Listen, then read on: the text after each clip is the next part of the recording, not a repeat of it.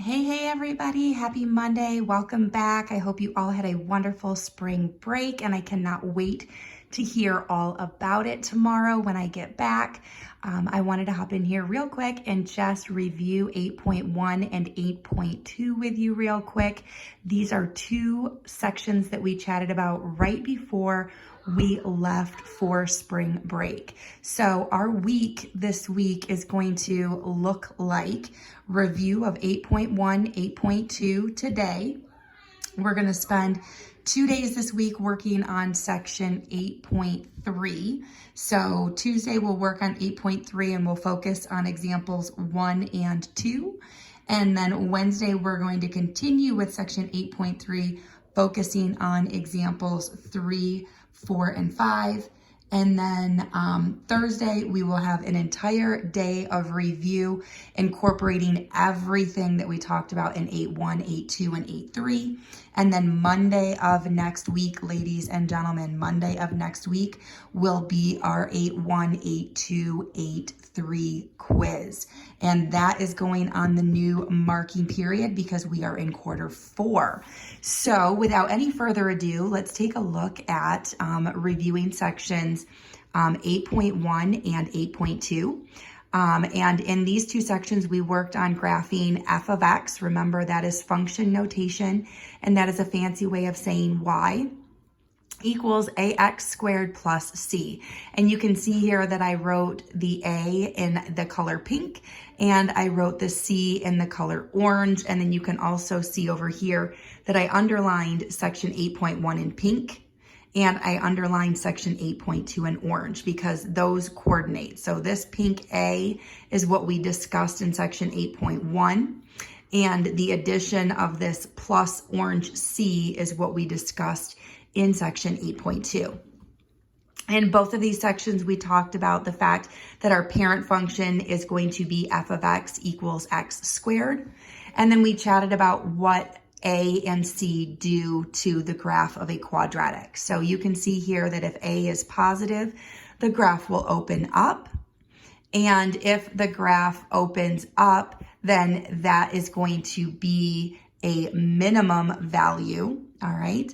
And if A is negative, the graph will open down, and the fancy mathematical terminology for that is it's a reflection over the x-axis, you guys.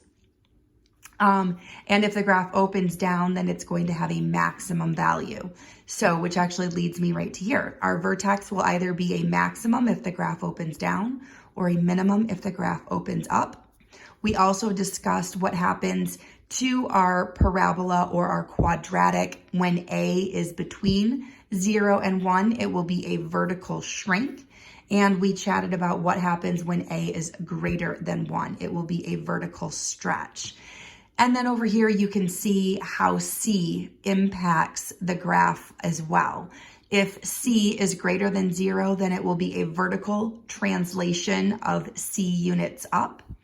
And if C is less than 0, it will be a vertical translation of C units down. And all of this should already be in your notes from the week before spring break, but it can't hurt to review it again. So here we are.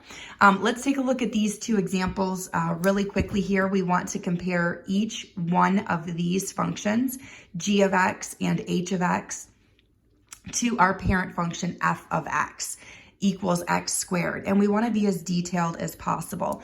And you can see here that I did do some color coding. Our value of A here is in pink, and our value of C here is in orange. Now, unfortunately, when you go and you work on your homework, they're not going to be color coded, but it can be helpful, you know, to write it down on a sheet of notebook paper and maybe have separate colors or highlighters, just to kind of, if you're a visual person especially, keep everything organized.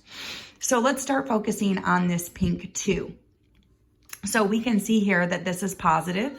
So if A is positive based on what we know, then that means our graph is going to open up. So this right here is going to force our graph to open up. If our graph opens up, then that means our vertex will take place at a minimum value. okay, at a minimum value, all right? And, oops, one thing I did forget over here, you guys, and I'm super sorry about that. Let me put another little bullet point over here in orange, that 0, comma, C is our vertex. I forgot that. I'm sorry. So 0, comma, C is our vertex. So we do know that our vertex is going to be a minimum value. So we know that it's positive, it's going to open up. If it opens up, we know that our vertex will be a minimum. And then we can see here that A is also greater than 1. So this is going to be a vertical stretch of a factor of 2.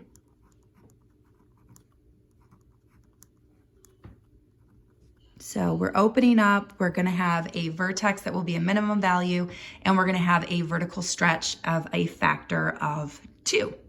All right, so now let's come over here and check out our value of C. So this right here is a -5.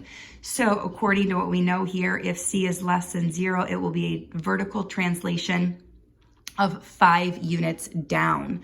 So this is going to give us a vertical translation of 5 units down. We also know that this helps us identify what our vertex is. Our vertex is going to be 0, comma, C. So in this case, our C value is -5. So we're going to have a vertex at 0, -5. All right, so what else do we know about this function? So this is where our graphing calculator comes into play, and we worked pretty closely with this right before break as well too. So obviously start by turning your calculator on, and then you're gonna wanna go to your y equals, and you're gonna want to go ahead and type in your functions. And I have already done that just to kind of save us some time. So here's our parent function of y equals x squared. So I'm actually going to go ahead and make sure that that is on. And then right now we are working on our 2x squared minus 5. So I'm also going to go ahead and press enter there and make sure that that's on. So you can see here that this equal sign is not highlighted. So when I go ahead and press graph, it will not graph my y3. It's only going to graph my y1 and my y2. So I'm going to go ahead and press graph. It's going to graph that parent function first. There it is. And then it's going to go ahead and graph g of x. Ooh, perfect. So we can definitely see here that our g of x has been shifted vertically down. We can also see here that our g of x is a narrower function. It's been vertically stretched compared to our parent function. And just some other comparisons that I'm noticing here from looking at these two graphs. They both have an axis of symmetry, and that axis of symmetry is the y-axis. So for both of these functions, we are going to have an equation for the line of symmetry, and that is going to happen at x equals 0. Again, that is the equation for the vertex, x equals 0. And if I'm looking at this here, I'm actually going to go back to my y equals really quickly, and I'm going to turn off my parent function, and I'm going to look at just my g of x. All right, I want to chat about my domain and my range. Remember that domain is your x values and range is your y values. So if I'm looking at my x-axis here, I can see that I've got negative values. I can also see that I have positive values. So really, based on this, I can put any number I want to in for x. So the domain of g of x is all real numbers. I can put any positive, any negative, any fraction, any decimal I want to in there. So my domain, my x values are going to be all real numbers. Now, what about my y values? So in order to determine my y values, I'm going to go ahead and look at the y-axis, and I definitely have y values up here, here, here, here, here, here, here, here, here. And then I get to here, and that appears to be my last y value because I don't have any y values below this point.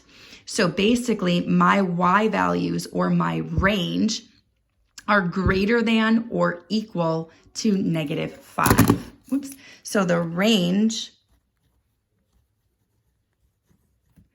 of g of x is y is greater than or equal to -5.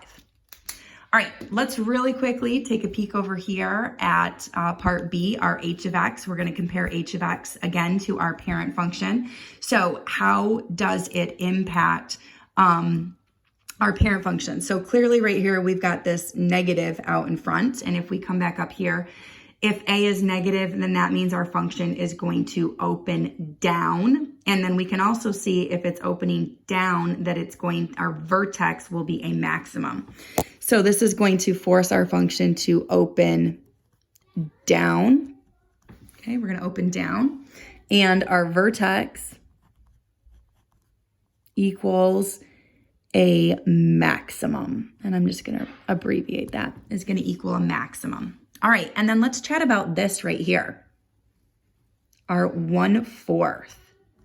So that is clearly, this 1/4 is clearly in between 0 and 1. So this is going to be a vertical shrink of a factor of 1/4. So this will be a vertical shrink by a factor of 1/4, okay? And then let's talk about our orange C here. So this is a +4. So if we come up here, we can see that C is greater than 0 because it's 4. So it's going to be a vertical translation of 4 units up. So this right here will be a vertical translation of 4 units. Oops, that's a terrible S. Sorry, guys. Up. And we also know that this helps us determine our vertex. So our C value is 4, so our vertex is going to happen at 0, 4.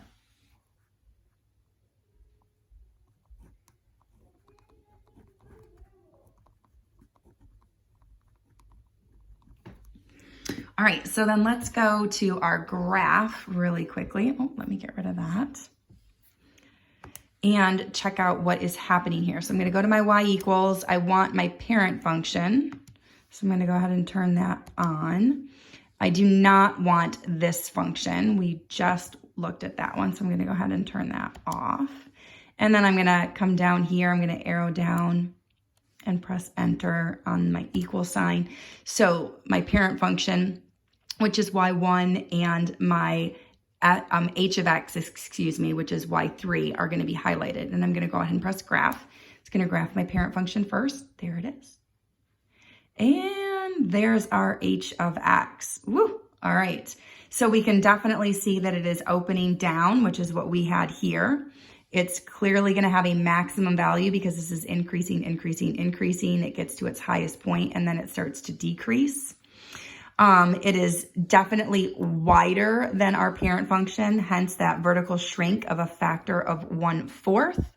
We can also see that it has been translated up 4 units. This has been shifted up the y-axis 4 units, and my vertex is right there at 0, 4. And then again, just some other things to chat about. It does have an equation for the line of symmetry that's happening when x is 0. Both of these functions are symmetric along that y-axis right there. So they are symmetric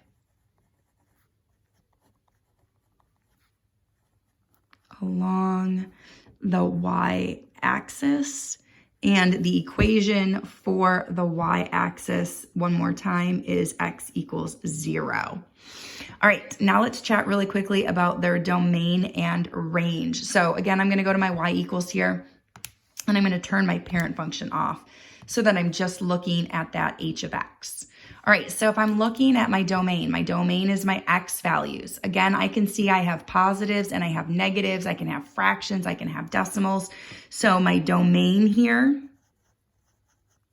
the domain of h of x, is all real numbers.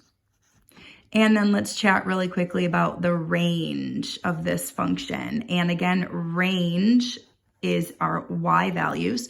So if we're looking at our y values, we have y values from +4 and below. There is nothing above +4. So we're going to have a range of y values that are going to be less than or equal to 4. All right, guys, so that is a review of 8182. You do have homework tonight in Big Ideas, so make sure that you hop over there and get that taken care of. All right, I will talk to you guys later. Bye, everybody.